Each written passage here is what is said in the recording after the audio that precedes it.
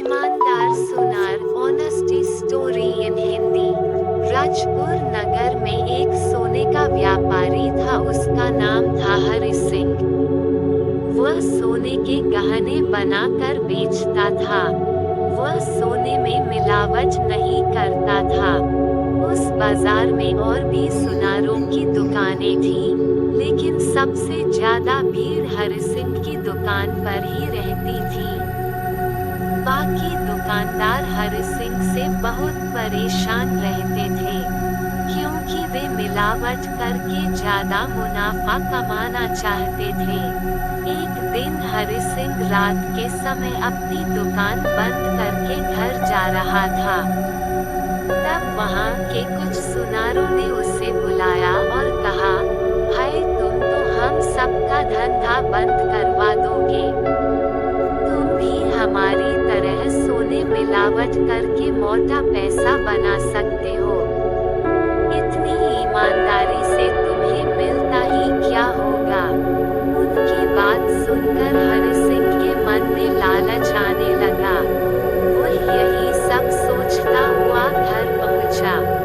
घर पर उसकी बेटी, जिसकी उम्र 5 साल थी, वो आकर अपने पिता के गले लग गई।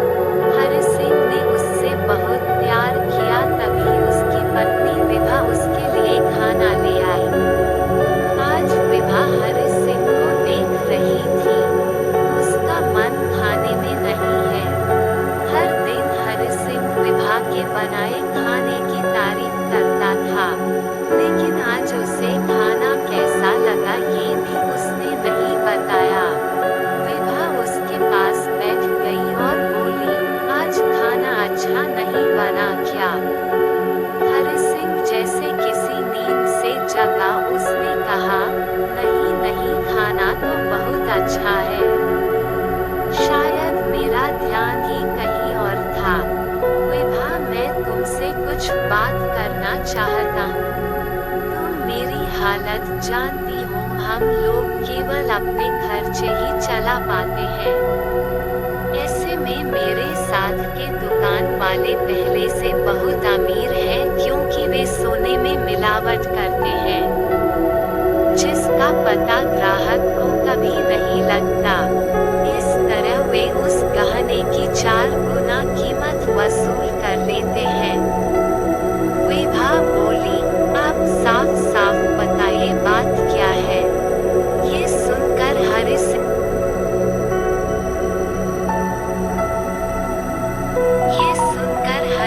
बोला, आज कई दुकानदारों ने मुझे रोककर कहा कि मुझे भी मिलावट करनी चाहिए। मैं भी सोच रहा हूँ, मगर थोड़ी सी मिलावट कर ली जाए तो किसी को क्या पता लगेगा। इतने सालों में विश्वास मैंने कमाया है, उसे अब इस्तेमाल करना चाहिए, हम भी अमीर बन जाएंगे।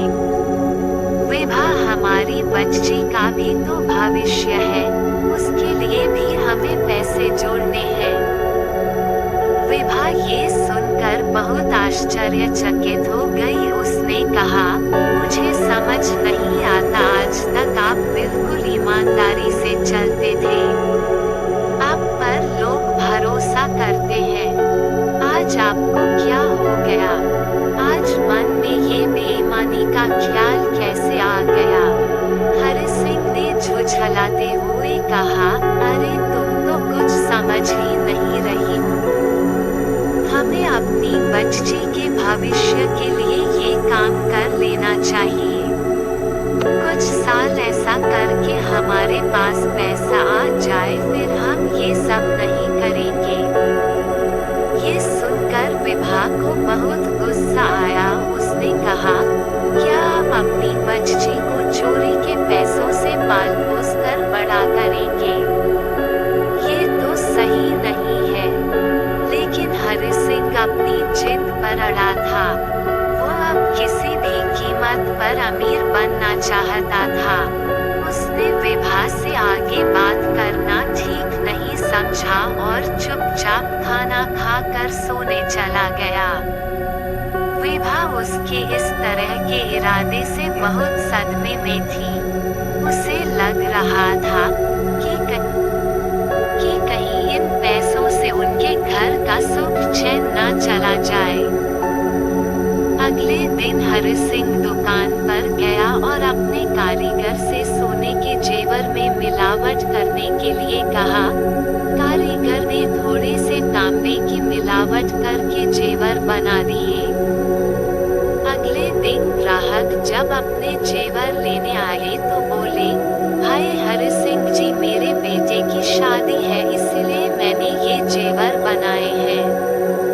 हम लोगों में रिवाज है कि बहू के मायके में ज्यादा से ज्यादा जेवर लेकर जाते हैं, जिससे हमारी शान बढ़ जाए।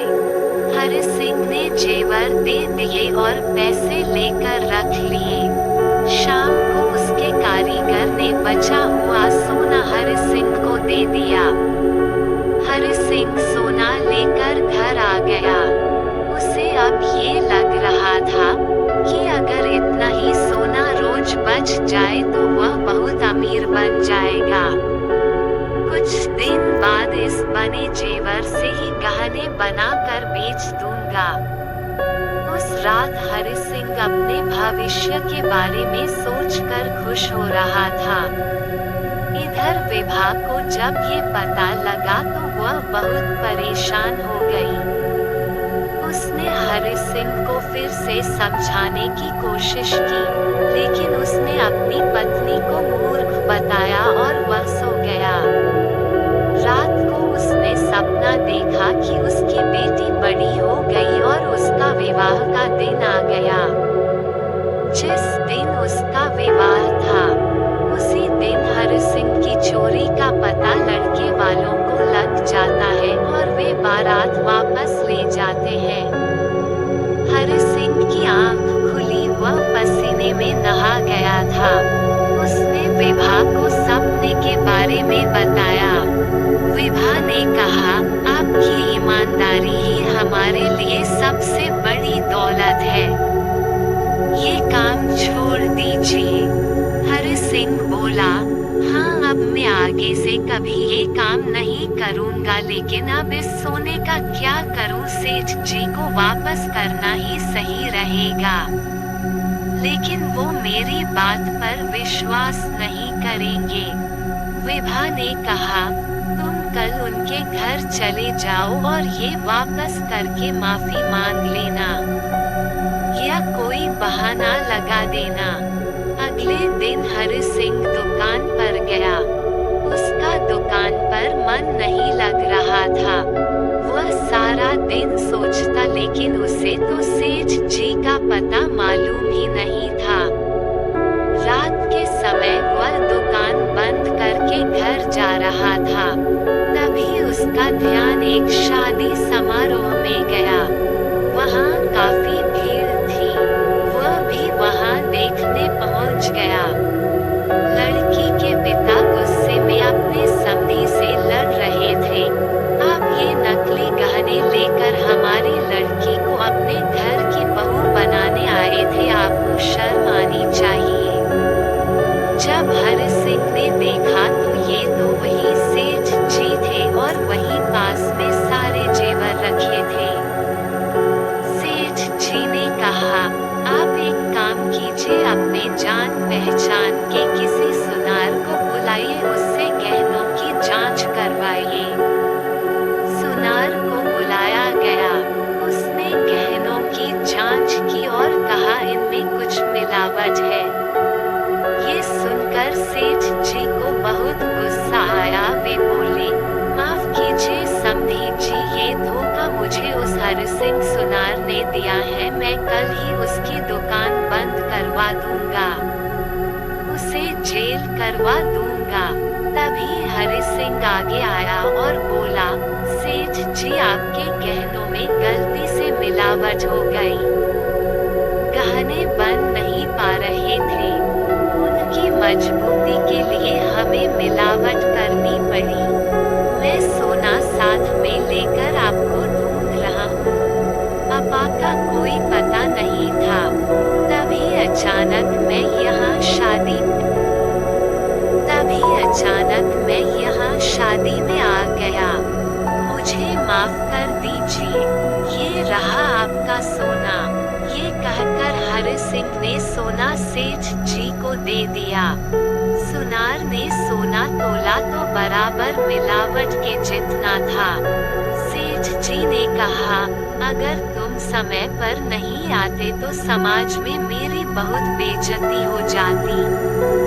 लड़की के पिता ने सेठ जी से माफी मांगी और विवाह की रस्में शुरू हो गईं। हरि सिंह घर आया, आज वह बहुत खुश था। उसने सारी बात विभा को बताई। विभा बोली, देखा आपकी जरा सी बेईमानी से एक शादी टूट जाती और अगर इस सब में सेठ जी को कुछ हो जाता तो उनकी मौत के जिम्मेदार भी आप होते। हरि सिंह बोला, हाँ अब मैं आगे से कभी ऐसा काम नहीं